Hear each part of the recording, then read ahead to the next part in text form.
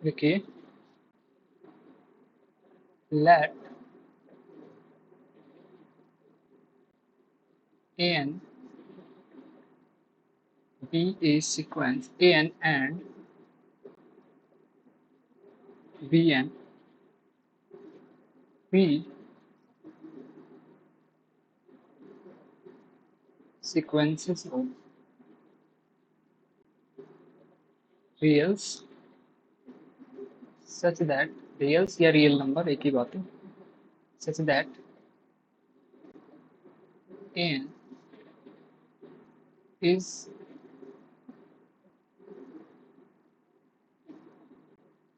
increasing and bn is decreasing। और अब लिखो यहाँ पे question, under which of the following condition the sequence an plus bn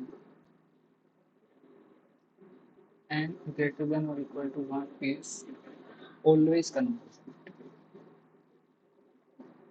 always convergent। A option, an and bn are both bounded sequences, an and bn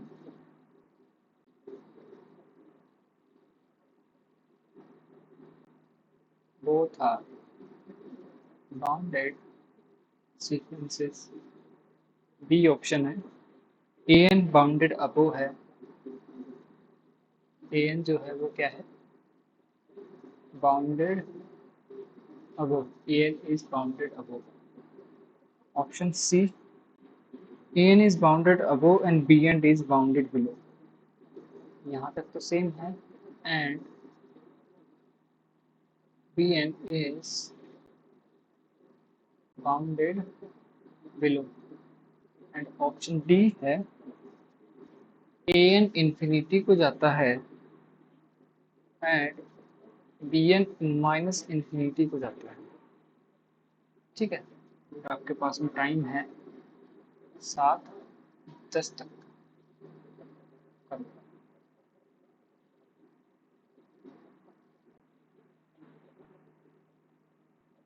जिसका हो जाए hand raise कर देना या फिर टाइप कर देना, मैसेज कर देना।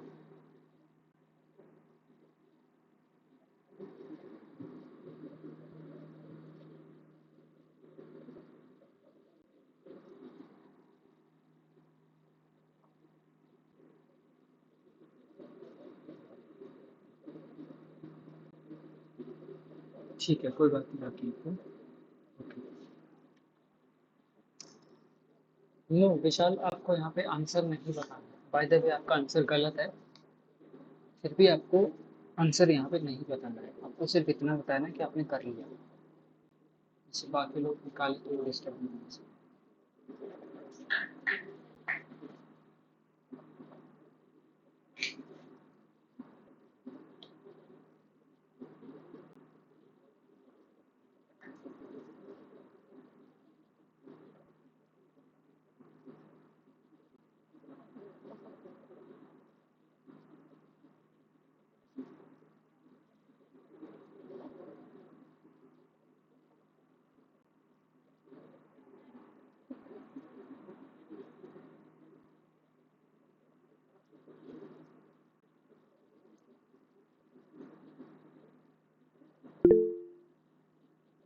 एनसी का हो गया, ओके।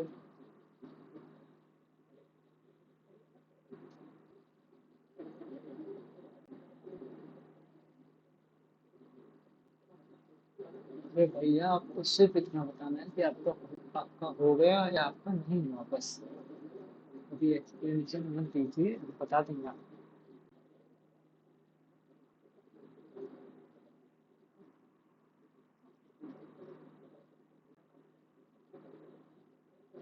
कोई बात नहीं।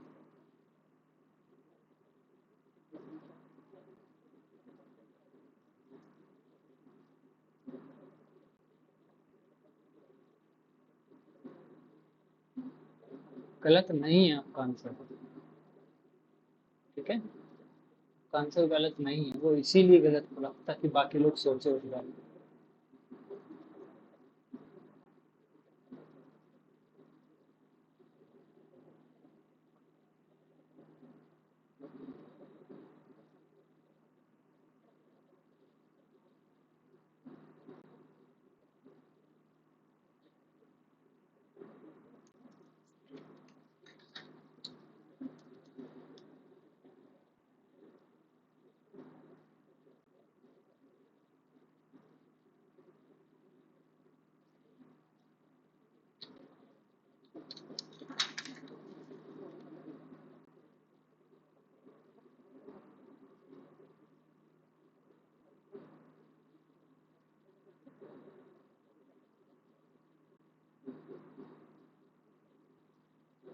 इस क्वेश्चन में आप जितना सोचोगे ना उतना आपको रिफाइंडनेस लगेगा, ठीक है। टाइम आपका अब हो चुका है, लेकिन फिर भी अभी एक ही ने हाथ उठाया है, इसलिए मैं अभी करवा नहीं रहा। कर लो थोड़ा सा और सोच लो क्या क्या हो सकता है, ठीक है। ऑप्शन डी के बारे में मैं अभी फिर से कह रहा हूँ, ऑप्शन डी जो है वो गलत भी हो सकता है, सही भी हो सकता है, तो फिर से सोचो उसके बारे में। ऑप्शन डी को डिस्कार्ड करने की कोशिश करो।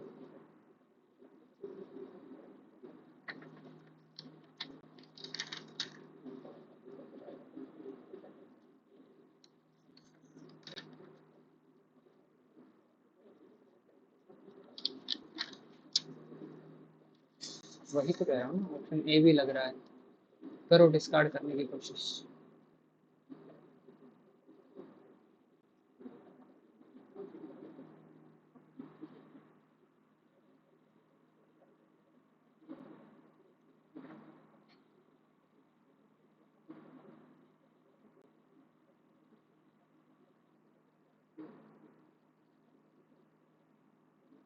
ठीक है, कितने कितने किस किस का नहीं हुआ अभी एक बार एड्रेस कर दें, जिस जिसका नहीं हुआ बिल्कुल।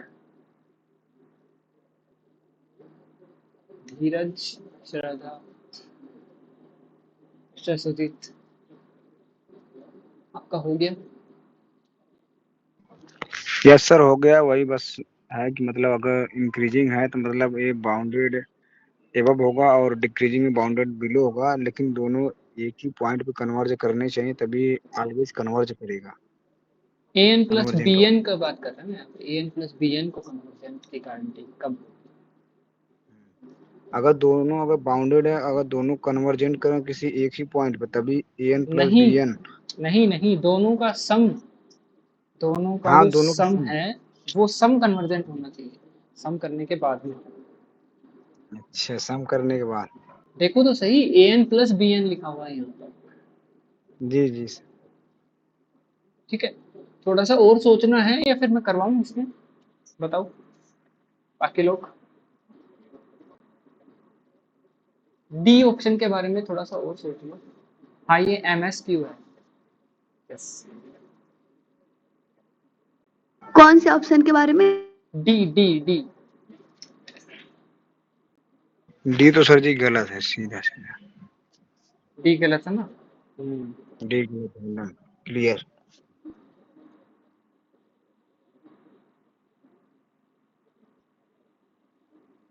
ठीक है, डी को गलत करने के कौन कितने कितने काउंटर दे सकता है, एक बार बोल दो कि हमारे पास में इतने काउंटर है। अनलिमिटेड काउंटर होने चाहिए आपके पास। मेरे ठीक, पास एक।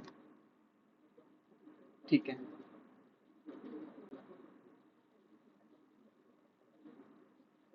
बी को गलत करने के लिए कितने लोगों के पास काउंटर है?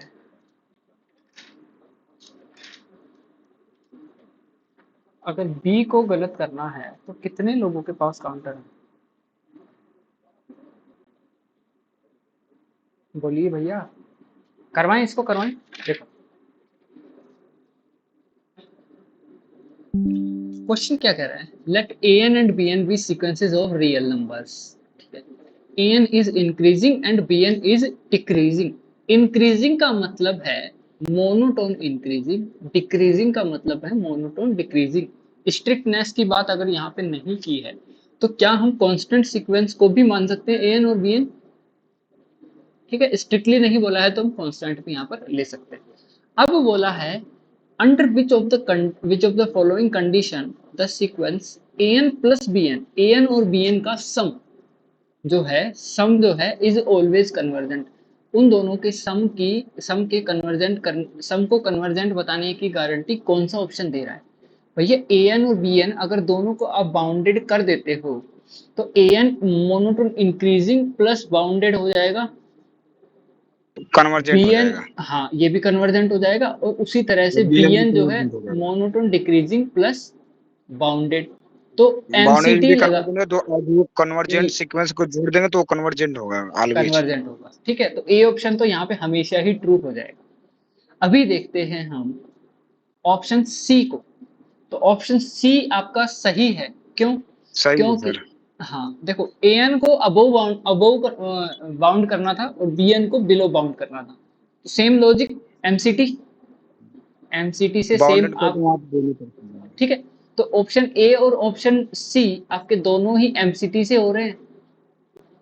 ओके, हैं। अब जी बात सर। करते हैं ऑप्शन नंबर बी की। ऑप्शन नंबर बी में सिर्फ एक चीज बोलिए, ए एन इज बाउंडेड अबोव। अगर बाउंडेड अबोव इसने बोल दिया है तो क्या यहाँ पर ए एन को एक कांस्टेंट सीक्वेंस की तरह भी तो ट्रीट कर सकते हैं ना भाई? कांस्टेंट सीक्वेंस भी तो बाउंडेड अबोव ही होती है, बोलो होती है या नहीं होती?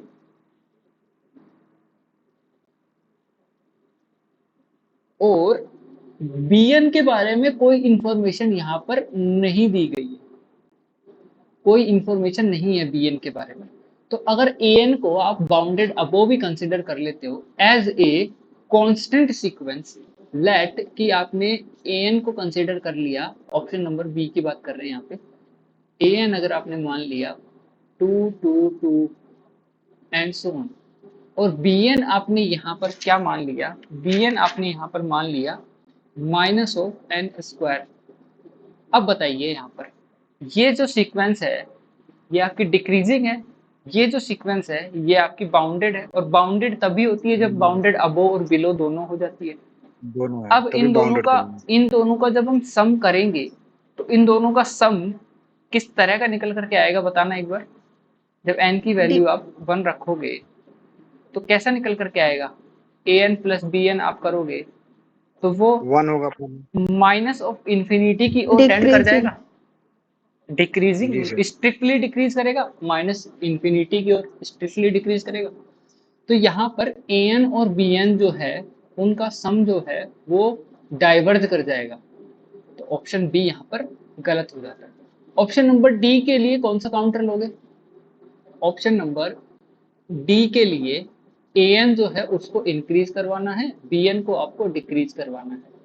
ठीक है, ए एन इंक्रीज करता हुआ इंफिनिटी को जा रहा है, बी एन डिक्रीज करता हुआ माइनस इंफिनिटी को जा रहा है। अब एकमात्र ऐसा ही यहाँ पर आपका जो एग्जाम्पल है वो हो सकता है ताकि इनका सम कन्वर्जेंट हो जाए, जब दोनों दोनों जो है मतलब 1/, दोनों n और माइनस n टाइप के।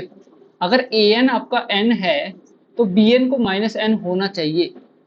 ए एन जो है ए जी एन वो आपका अगर माइनस n है तो बी एन को क्या होना चाहिए, n होना चाहिए, मतलब उसका अपोजिट होना चाहिए। जी सर, पॉजिटिव और क्योंकि नेगेटिव में इंक्रीजिंग उसका यस सर। अपोजिट, अगर अपोजिट नहीं होगा तो वो बिल्कुल भी आपका जो फंक्शन है वो क्या बोलते हैं, दो सीक्वेंस है उनका सम करने पर वो कन्वर्जेंट कभी भी नहीं बन पाएगा। जी सर नहीं बन पाएगा।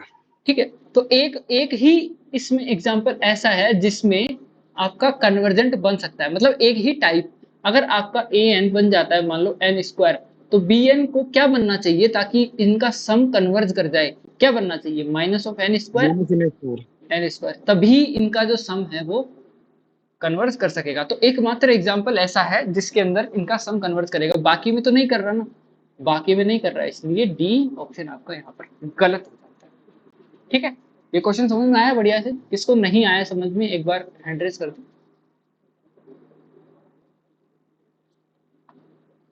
ठीक है, सबको आ गया, थैंक यू। इधर देखिए अगला क्वेश्चन, अगला क्वेश्चन है क्वेश्चन नंबर 10। देखिए, let a n be a sequence of reals such that a1 is equal to 1 and a2 is equal to 7। Okay, and इनका जो रिकरेंस है वो दिया हुआ है an plus 1 is equal to an plus an minus 1 over 2 and n is comes from 2 and higher, 2 या 2 से बड़े। assuming that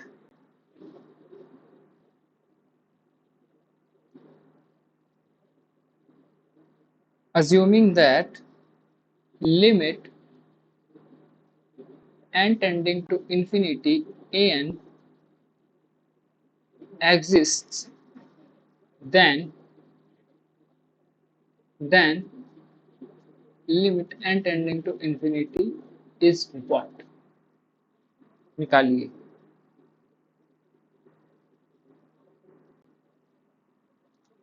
निकालो भाई, इनकी लिमिट निकाल दो आप, एक रियल नंबर मिलेगा आपको।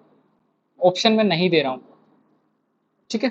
ऑप्शन है वैसे तो, लेकिन मैं नहीं दे रहा हूँ। बिना ऑप्शन के कितने लोग कर पाते हो? प्लीज आंसर मत बताना, प्लीज कोई भी आंसर मत बताना, किसी का भी हो जाए आंसर बिल्कुल मत बताना। लास्ट में पूछेंगे सबसे एक साथ।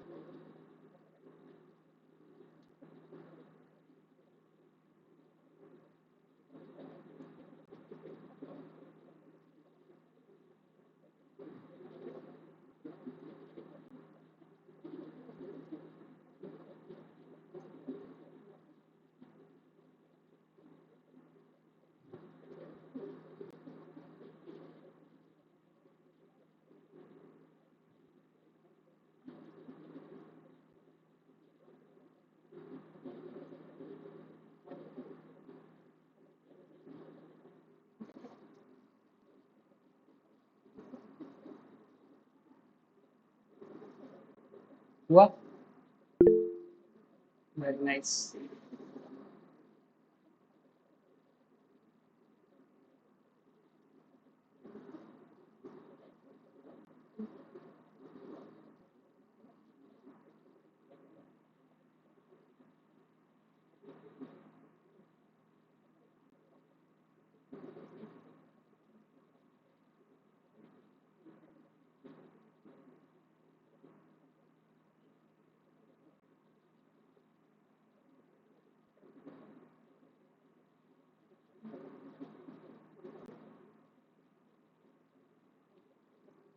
ठीक है, देखो मैं बताऊं इसका आंसर।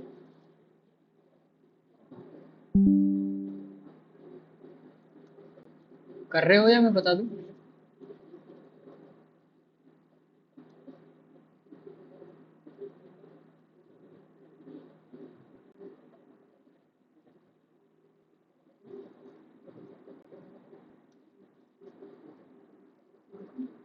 ऑप्शन दे देता हूँ, देख लो।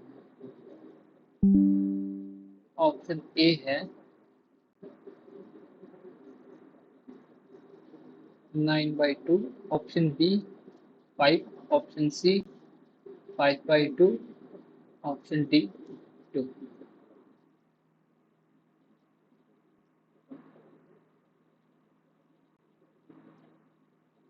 आया किसी का आंसर आया इनमें से?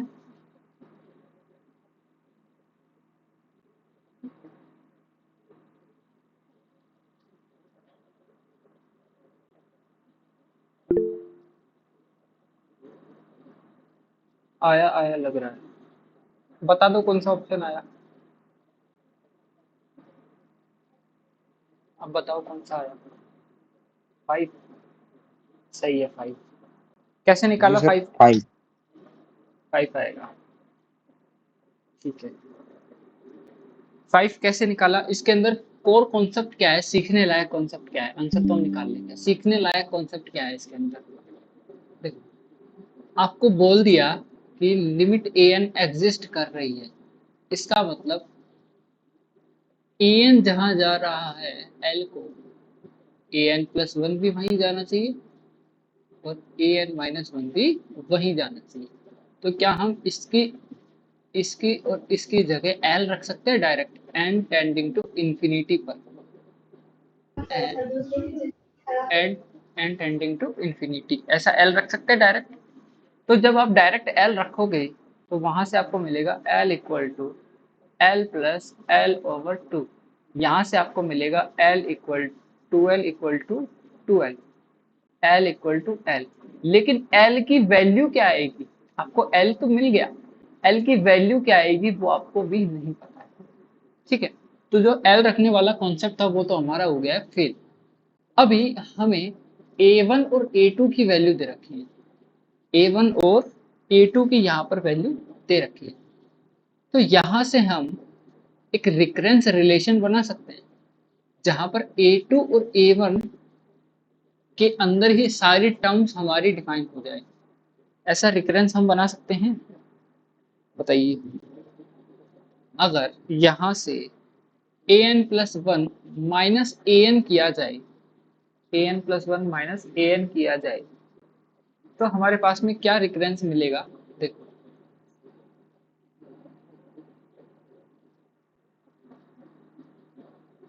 an+1 minus an। ठीक है, एक घटती हुई टर्म को हमने माइनस कर दिया। तो यहाँ क्या था? an plus an-1 over 2 minus an। अब an ओवर 2 में से an चला गया तो an जो है वो an/2 बच जाएगा और वो भी माइनस का। तो वहां से हमें क्या मिलेगा? हम यहाँ से -1/2 को जब कॉमन ले लेंगे तो हमें मिलेगा an-1। ठीक है, an+1 माइनस an। तो ये एक रिकरेंस रिलेशन निकल करके आ रहा है हमें जो दिया हुआ था वहां से। ठीक है, इसके बिहाफ पे हम क्या करेंगे? a2 minus a2 is equal to simply a2 minus a2,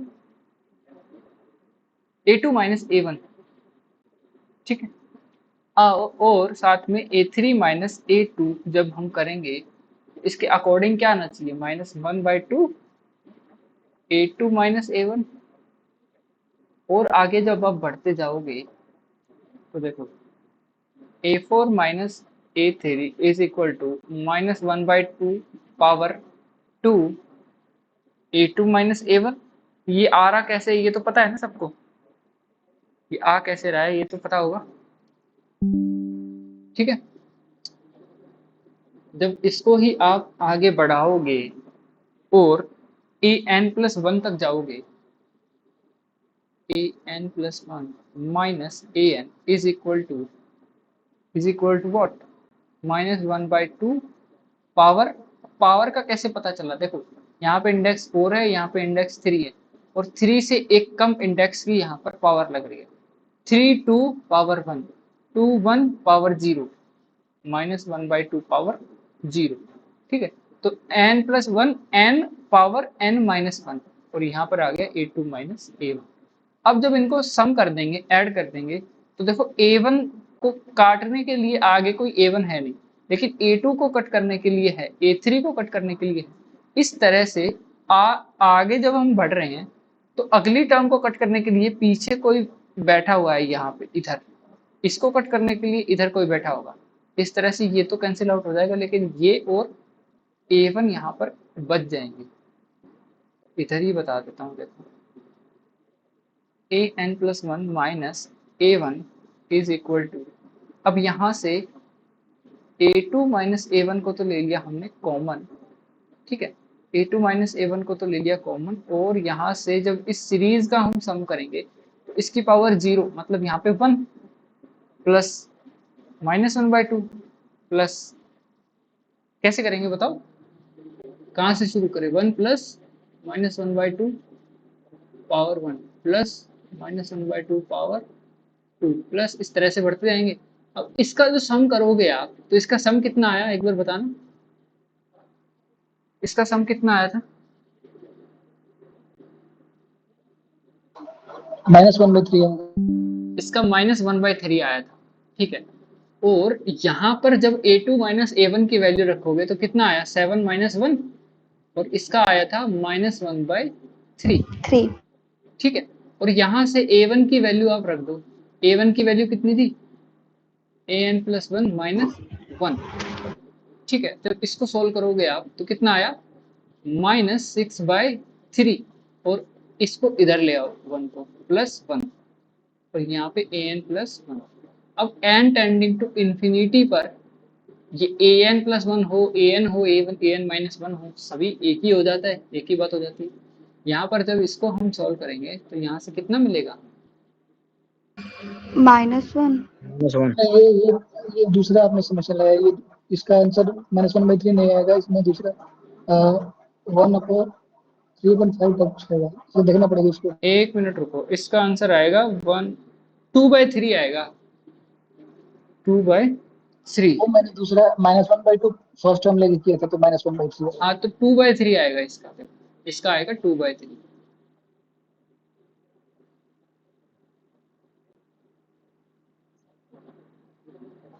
हाँ 2/3। ठीक है, 2/3। तो यहाँ पर 6 × 2/3 एंड 1 को इधर लेके आए तो +1, 6 2 जा 3 2 जा 6, 2 2 जा 4 प्लस 1 इक्वल टू 5। 5 तो यहाँ पर L की वैल्यू जो है कितनी आ गई, 5 आ गई, ठीक है। इस तरह से होगा ये क्वेश्चन। ओके, अब लिखो अगला question.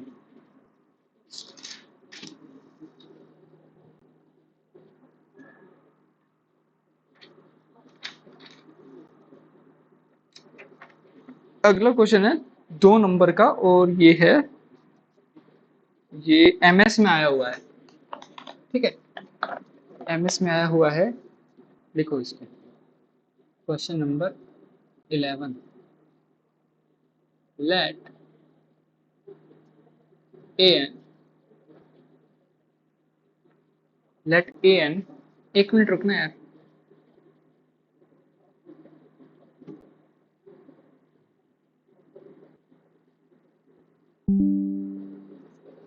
let an be a sequence defined as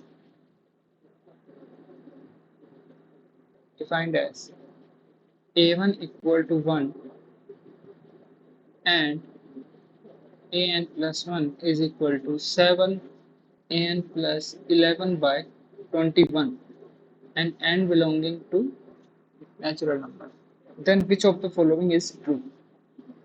Then which of the following is true? Is true मतलब एक ही ऑप्शन, ठीक है। पहला ऑप्शन लिखो यहाँ पर, an is an increasing sequence,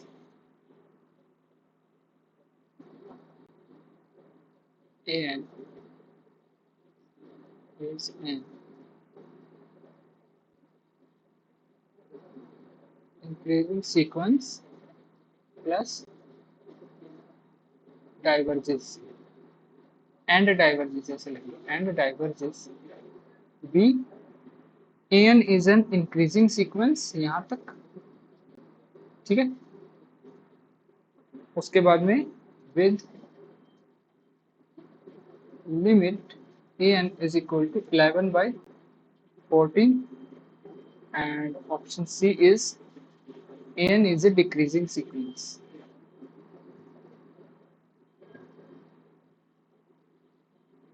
An is a decreasing sequence and diverges. Option D लिखो, an is a decreasing sequence यहाँ तक and with limit an equal to 11/14. ठीक है, and आपके पास में टाइम है इसको करने के लिए 2 मिनट। करो 38 तक।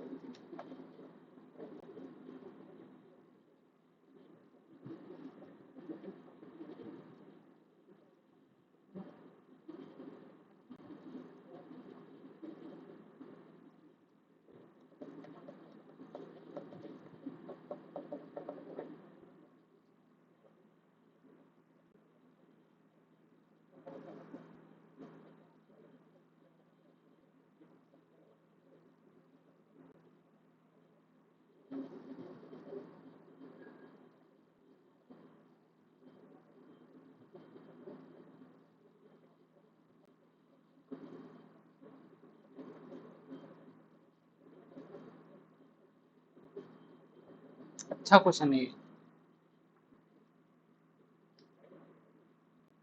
2 मिनट में शायद ही होगा, 3 मिनट में, 4 मिनट।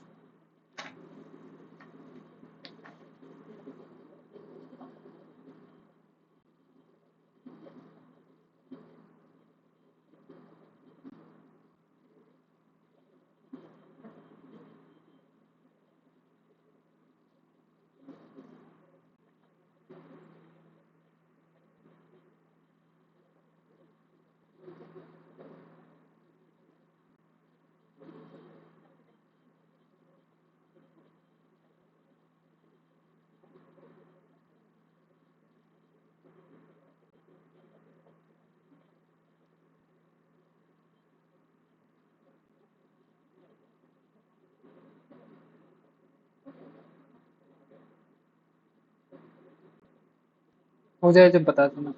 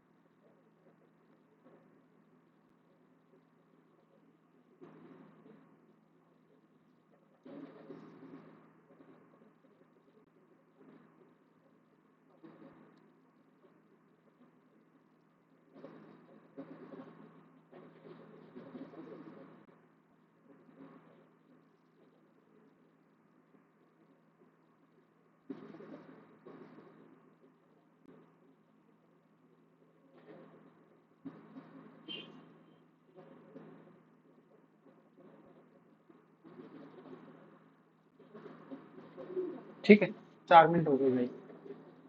बता देते हैं फिर। किस किस का हो गया पहले तो ये बता दो।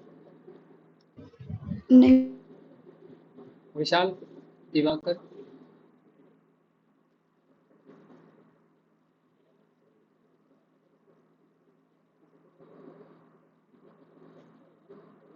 बोलो।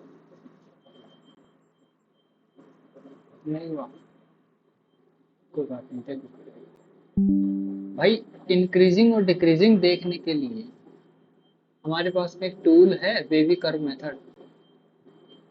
इंक्रीजिंग और डिक्रीजिंग बताने के लिए वेवी कर्व मेथड काम आता है।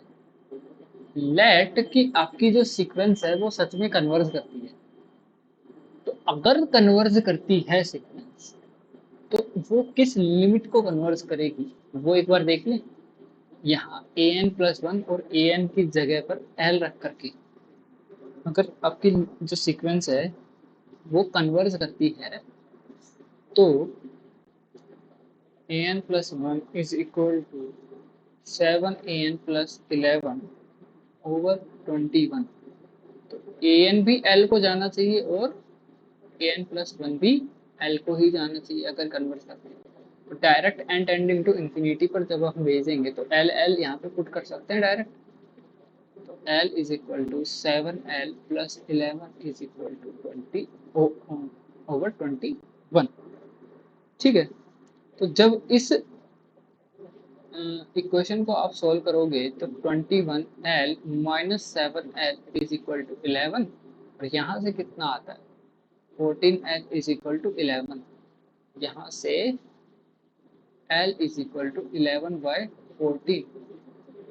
ये एक ओनली पॉसिबल लिमिट बन जाएगी an की।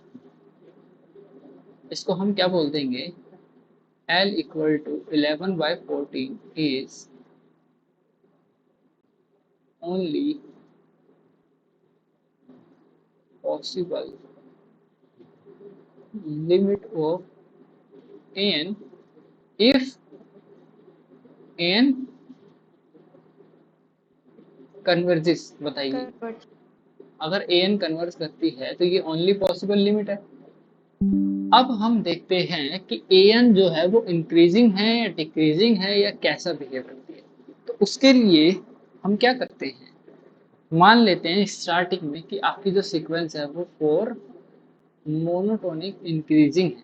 अब मोनोटोनिक इंक्रीजिंग मान करके आपकी सीक्वेंस को क्या करो सोल्व करो। तो जब मोनोटोन इंक्रीजिंग मानोगे आप तो an+1 माइनस an की जो वैल्यू है वो ऑलवेज पॉजिटिव होनी चाहिए पॉजिटिव। तो जब आप an+1 की वैल्यू यहाँ पे रखोगे तो 7an+11 over 21 minus an is equal to 7an+11 minus 21an over 21 is equal to 11 minus 14an over 21। ये जो वैल्यू निकल करके आई इस वैल्यू को 0 या 0 से बड़ा होना चाहिए अगर मोनोटोन इंक्रीजिंग बोला है तो बताइए। Yes sir. अब यहाँ से हम क्या कर सकते हैं, देखिए 11 minus 14 an is greater than और इक्वल टू 0। तो यहाँ से ऐसा लिख सकते हैं 11 minus 14 an is greater than और इक्वल टू 0। अब जब इस इनइक्वालिटी को सोल्व करोगे तो जहाँ पर जिस इंटरवल में प्लस आएगा उस इंटरवल में क्या होना चाहिए मोनोटोन इंक्रीजिंग होना चाहिए और जिस इंटरवल में माइनस आएगा उस इंटरवल में क्या होना चाहिए मोनोटोन डिक्रीजिंग होना चाहिए। बताओ सही कह रहा हूँ?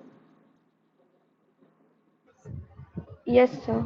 ठीक है, लेकिन इस इनइक्वालिटी को डायरेक्ट हम सोल्व नहीं कर सकते ना, क्योंकि इसको सोल्व करने के लिए x माइनस ए की फॉर्म में लाना जरूरी है और x का यहाँ पर अकेला होना जरूरी है। तो x को अकेला कैसे करेंगे, 14 से डिवाइड कर दो। 14 से डिवाइड करोगे तो ये क्या बन जाएगा 11/14 minus an is greater than और इक्वल टू 0। लेकिन अभी भी यहाँ पर वेरिएबल जो है वो माइनस का है, तो वेरिएबल को यहाँ पर पॉजिटिव बनाने के लिए क्या करेंगे माइनस कॉमन ले लेंगे यहाँ से और माइनस से जब मल्टीप्लाई करते हैं या कॉमन लेते हैं तो इनइक्वालिटी यहाँ पर चेंज हो जाती है। तो यहाँ पर आ जाएगा an minus 11/14 is less than और इक्वल टू 0।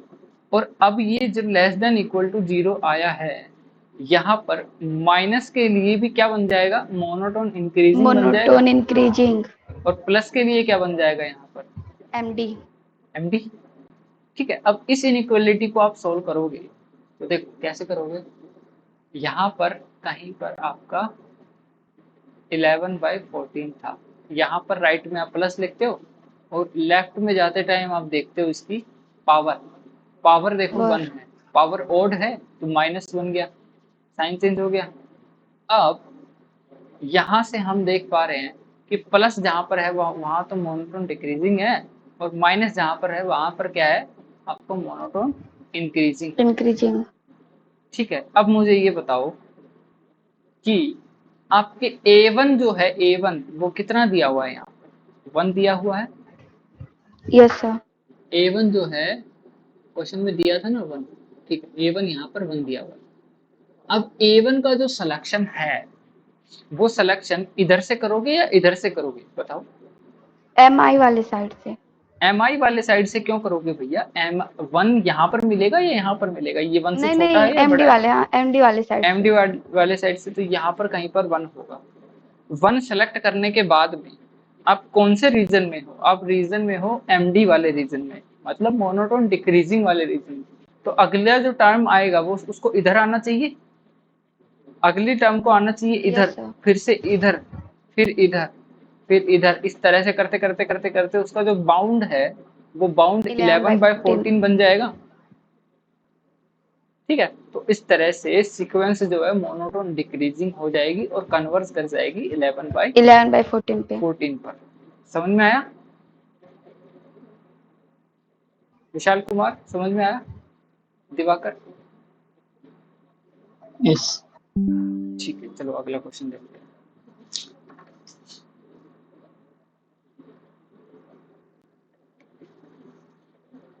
अगला इसका क्वेश्चन, लिमिट निकालने के लिए, इसका लिमिट जो हमने निकाला है इसे कन्वर्जेंट एज्यूम करके निकाला है ना। कन्वर्जेंट अज्यूम करके निकाला है, लेकिन एक बात बताओ आप यहाँ से, लेकिन हमेशा नहीं सही होता है। हमेशा सही नहीं होता है, ठीक है वो बात आपकी ठीक है, मैं कह सकता हूँ, बट मुझे ये बताओ कि अगर लिमिट एग्जिस्ट करती है, क्या नहीं, क्वेश्चन में देखो मोनोटोन डिक्रीजिंग सीक्वेंस अगर नीचे से बाउंड हो जाती है और ऑब्वियसली आपका A1 जो है A1 वो 1 दिया हुआ है, ठीक है, और मोनोटोन डिक्रीजिंग है और आपको ऑलरेडी पता है कि यहाँ पर 11/14 है, उससे लेफ्ट में जाओगे तो मोनोटोन इंक्रीजिंग बन जाएगी सीक्वेंस, तो ये आपका लोअर बाउंड बन जाएगा ना ऑटोमेटिकली, ये आपका लोअर बाउंड बन जाएगा ना भैया, और मोनोटोन डिक्रीजिंग सीक्वेंस है तो मतलब 11/14 को ही कन्वर्ट करनी चाहिए। बोलो, नहीं समझे? समझ गया। मुझे लगा कि पहले मतलब सर इसको दिखाना पड़ेगा, जैसे एक्शन +1 माइनस एक्शन जो होता है वो उसका अकाउंट दिखाना पड़ेगा।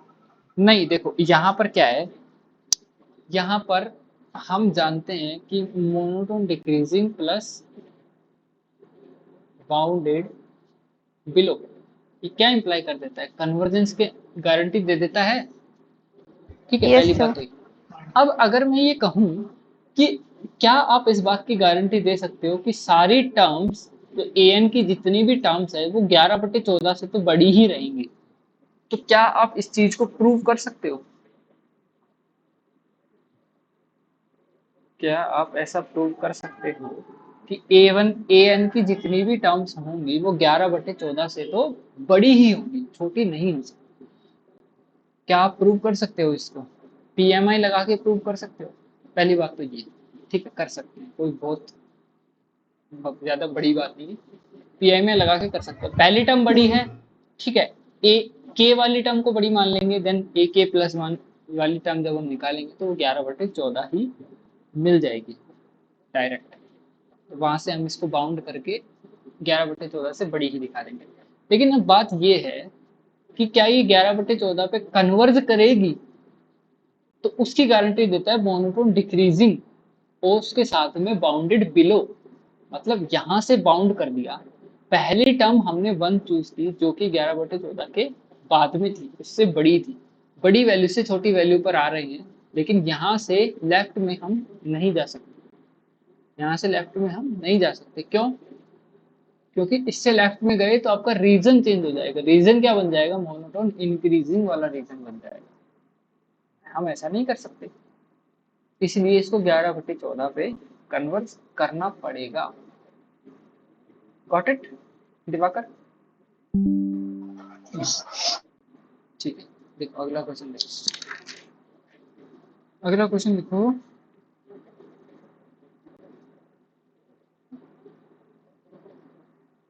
लेट, क्वेश्चन नंबर कौन सा है बताना, 12, let an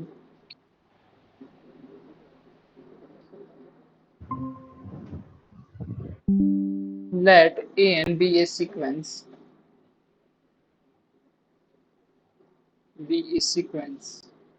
of positive reals, ध्यान रखना पॉजिटिव रियल्स मतलब आर प्लस, ठीक है। ये कंडीशन दी हुई है आपको, सपोज क्या कह रहे हो, l equal to limit n tending to infinity an plus one over an, ठीक है। अब आपको बताना है which of the following is true, option a दिया हुआ है यहाँ पर, इफ एल की वैल्यू एक से, इफ एल की वैल्यू एक के बराबर हो जाती है तो then limit n tending to infinity an is equal to 1, पहला option. Option number B, option B कह रहा है कि if L is equal to 1 then limit n tending to infinity an is equal to 0, and option C कह रहा है कि if l is less than 1 then limit n tending to infinity an is equal to 1, and option D कह रहा है कि if l is less than 1 then limit n tending to infinity an equal to 0। करो भाई ये question, ये jam में आया हुआ है 2 नंबर का क्वेश्चन, एक ऑप्शन इसमें सही है, 2 नंबर का ये क्वेश्चन।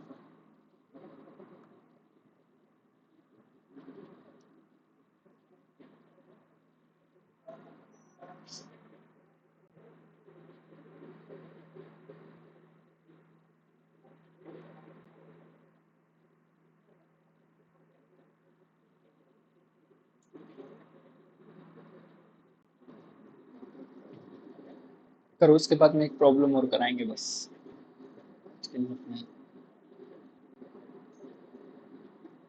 और ये जो सेशन है ना ये कंटिन्यू रखेंगे लास्ट तक।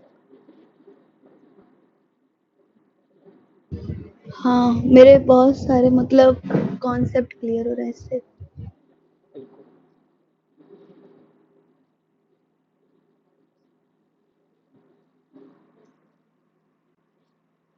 इन क्लास जो प्रैक्टिस हो जाती है उसकी बराबरी नहीं हो पाती, बाद में फिर कौन कितना करता है कुछ नहीं पता।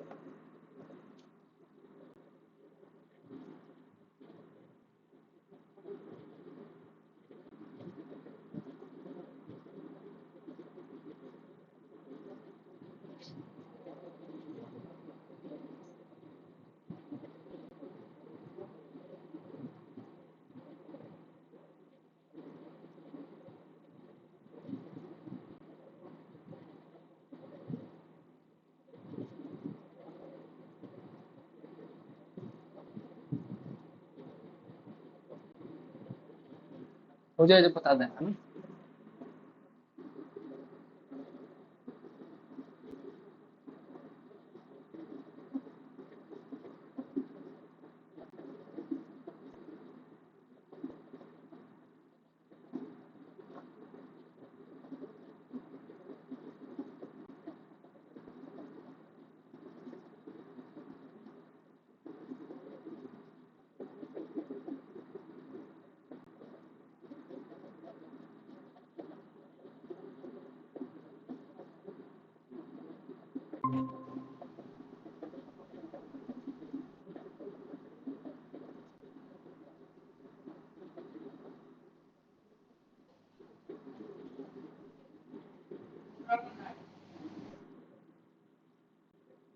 हो गया भाई?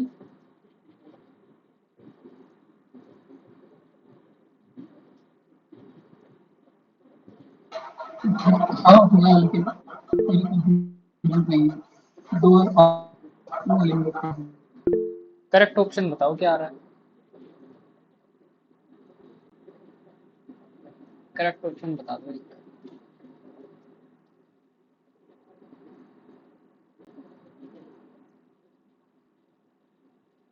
Yes correct. देखो इस क्वेश्चन को ना सिर्फ हम सॉल्व लिमिट का करेंगे, फॉर्मूला ही है। हाँ बिल्कुल वही है, सेम टू सेम, बिल्कुल 2 नंबर में वही दे दिया। समझाने की जरूरत है इसको, मतलब इसमें मैं चाह रहा था कि आपको कॉन्सेप्ट सिखाऊं, इसमें बताऊं कि क्या हम कर सकते हैं। हाँ बता दीजिए। देखो जब भी आपको an प्लस 1/an इसकी लिमिट l के इक्वल दी हो और l की वैल्यू 1 हो, 1 ले लिया, तो द बेस्ट एग्जांपल है कि आप an को मान लो n, क्योंकि an को n मानोगे तो an प्लस 1 क्या आ जाएगा, n plus 1, n+1 an plus 1/an is equal to n plus 1 पे 1/n। ये हमेशा ही कन्वर्ज कर जाएगा कहाँ पर, 1 पर। 1 पे। ठीक है, और यहाँ से हम कह सकते हैं कि an जो है वो इंफिनिटी को जा रहा है, तो डाइवर्जेंट है। ये गलत हुआ और ये गलत हुआ। ठीक है, 2 ऑप्शन यहाँ से गलत हो गए। अब l की वैल्यू जो है 1 से छोटी होनी चाहिए। 1 से छोटी करने के लिए बताओ, 1 से छोटी करने के लिए क्या आप an को n क्या मानोगे बताओ इसमें?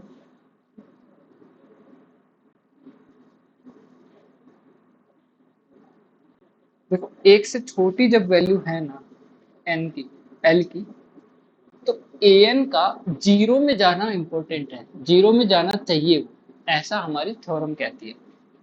ठीक है, जो हमने थ्योरम पढ़ी थी। बट इसको हम दिखाएंगे कैसे यहाँ पर कि वो 0 में ही जा रही है?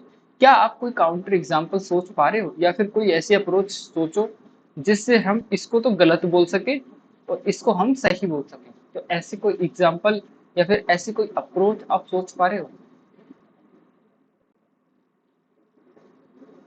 ऐसा कोई तरीका बताओ जिससे हम लॉजिक लगा करके लॉजिकली ये कह पाए कि नहीं डी ऑप्शन सही है और सी गलत है।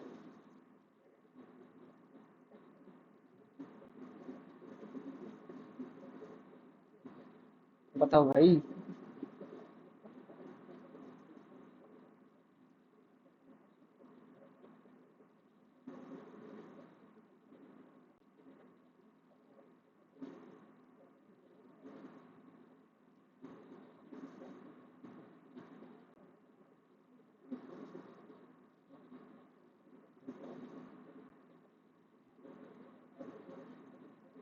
नहीं पता? देखो क्या हम यहाँ पर मोनोटोन डिक्रीजिंग सीक्वेंस ले सकते हैं? एक कोई भी एक मोनोटोन डिक्रीजिंग सीक्वेंस का एग्जांपल लेकर के देखो। यहाँ पर ऑप्शन सी की बात कर रहे हैं, जहां पर an प्लस 1/an करने पर इसकी लिमिट निकालने पर n टेंडिंग टू इंफिनिटी, जो कि l आई और 1 से आए छोटी। तो 1 से छोटी करने के लिए अगर आप 1/1 a पावर n टाइप का अगर आप कुछ मान लेते हो, 1/a की पावर n टाइप का मान लेते हो, और a को आप मान लेते हो, a को 1 से बड़ा मान लेते हो आप, तो ये जो सीक्वेंस बनेगी, ये जो सीक्वेंस बनेगी, इसमें अगर हम an प्लस 1 और an करेंगे तो यहाँ से लास्ट में आपकी वैल्यू निकल करके आ जाएगी 1/a। बताइए, बोलो भाई। यस, ठीक है, देखो और इसका लिमिट 0 कर देंगे। हाँ, और इसकी जब हम देखो ओरिजिनल हमने माना था ये an, इसको कर ही लेते हैं सही से। Let an is equal to 1/a power n, where a जो है वो 1 से बड़ा है, a जो है वो क्या है, 1 से बड़ा है। अब an प्लस 1 ओवर an जब हम करते हैं क्या आएगा बताओ, यहाँ से 1/a ही आ जाएगा। जब आप an + 1/an करोगे 1/a आ जाएगा। ठीक है, यस अब 1/a को क्या हम 1 से छोटा बोल सकते हैं, और n टेंडिंग इंफिनिटी पर इसकी लिमिट 1/a ही बन जाएगी, जो 1 से छोटी हो जाएगी यहाँ पर। ठीक है, कंडीशन तो फुलफिल हो ठीक गई है। यहाँ पर, कंडीशन फुलफिल हो गई। और अब an को हम देखते हैं, तो जब an आपका 1 से बड़ा हो और उसकी पावर n लगी हो, तो n टेंडिंग टू इंफिनिटी पर an कहाँ चला जाएगा बताओ। Limit n tending to infinity 1/a power n कहाँ चला जाएगा, ये 0 पर चला जाएगा। क्या इसके अलावा आप कोई एग्जाम्पल सोच सकते हो ऐसा जो ये दोनों कंडीशन फॉलो करे लेकिन लिमिट an की 0 पर नहीं जाए, बताओ ऐसा कोई एग्जाम्पल an का जो ये वाली कंडीशन तो फुलफिल कर दे लेकिन लिमिट 0 पर ना जाए। ऐसा कोई एग्जाम्पल या फिर कोई कॉन्सेप्ट आप सोच सकते हो, कोई सीक्वेंस ऐसी सोच सकते हो आप, बोलो। देखो, एक चीज होती है कि यहाँ से हम n को हटा रहे हैं, यहाँ से समझने की कोशिश करना कि अगर हमने an + 1/an किया तो हमने यहाँ पर n वाली टर्म ही गायब कर दी। n वाली टर्म को गायब करने के बाद में जो वैल्यू हमारी बची वो 1 समथिंग ग्रेटर देन 1 टाइप में कुछ बचा, 1 समथिंग ग्रेटर देन 1 टाइप में कुछ बचा, और 1 समथिंग जो भी यहाँ पर आएगा आपका, वो अगर 1 से बड़ा है तो ओवरऑल जो वैल्यू है वो हमेशा ही 1 से छोटी हो जाएगी। बोलो, हमेशा ही 1 से छोटी हो जाएगी, तो फुलफिल तो हो जाएगा यहाँ से। अब बात करते हैं an के लिमिट की। तो an की जो लिमिट है वो ऑलवेज 0 को इसीलिए जाएगी क्योंकि an + 1/an आपका इस फॉर्म में मिलेगा ही तब जब आप 1 समथिंग पावर n करो और वो जो समथिंग हो उसकी पावर, वो उस जो समथिंग हो जो भी 1 से बड़ा हो। अगर ये 1 से छोटा है, मान लो ये क्या है 1 से छोटा है, तो n टेंडिंग टू इंफिनिटी पर ये खुद कहाँ चला जाएगा, 0 पर चला जाएगा। अगर ये 1 से छोटा है तो बताओ चला जाएगा या नहीं चला जाएगा, अरे बोलो भाई। यस तो अल्टीमेटली कंडीशन आती है a पर कि a का 1 से बड़ा होना जरूरी है।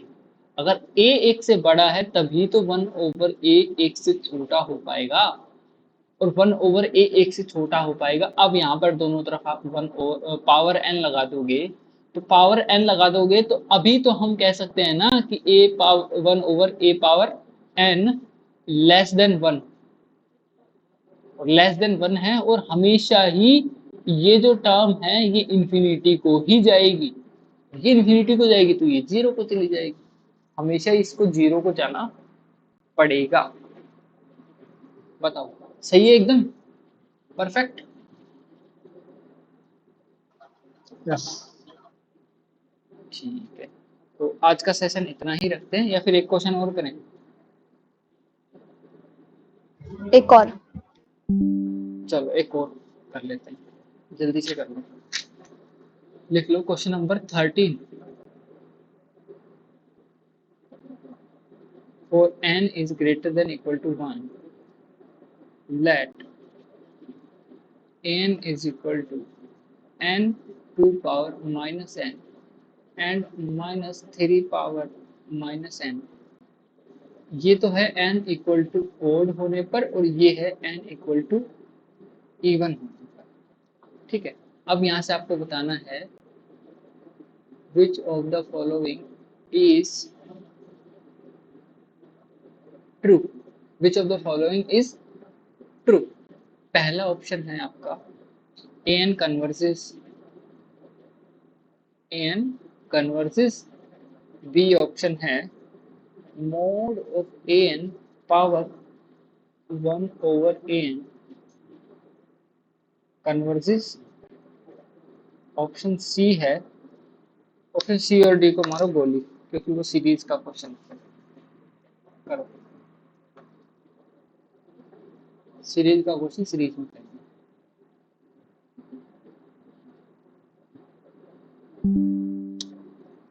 डीसी की क्लास है अभी कितने बजे से? 8:06 हो गए ना?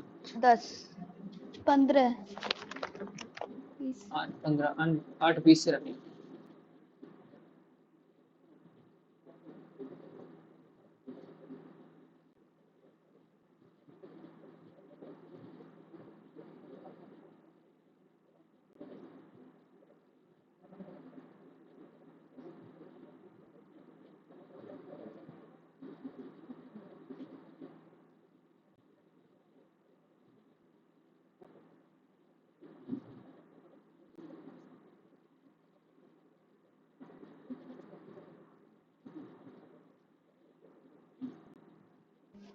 कन्वर्ट कन्वर्स दोनों ट्रू। दोनों ट्रू आ रहे हैं? नहीं भैया, दोनों तो नहीं आने चाहिए। अच्छा 1/n भी है।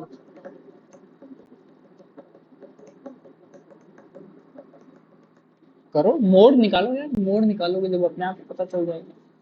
मोड निकालने से आपका जो माइनस पावर जो है ना, एन पावर जो माइनस आ रहा है, मतलब माइनस हट जाएगा ना यार, उससे देखो आप 3 का माइनस हट जाएगा।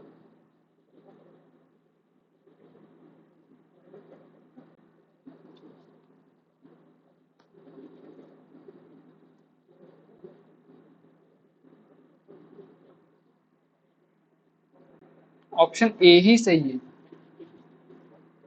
बी ऑप्शन गलत है।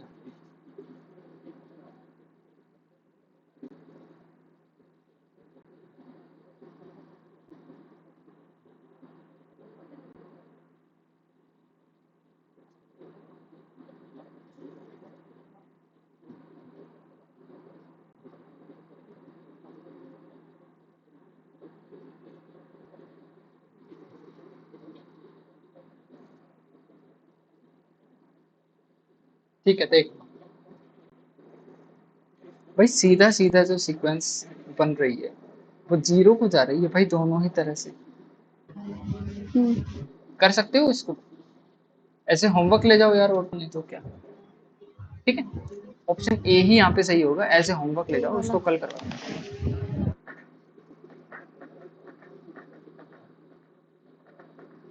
ठीक है, अब मिलते हैं हाँ, ये 8:20 पे। मॉडुलस हाँ, मोड मोड लगाते ही ये दोनों अलग अलग चली गई ना, एक तो चली गई 1/2 और एक चली गई 1/3, तो डाइवर्स हो गई। ठीक है, चलो अभी के लिए बाय बाय, 8:20 पे मिलते हैं।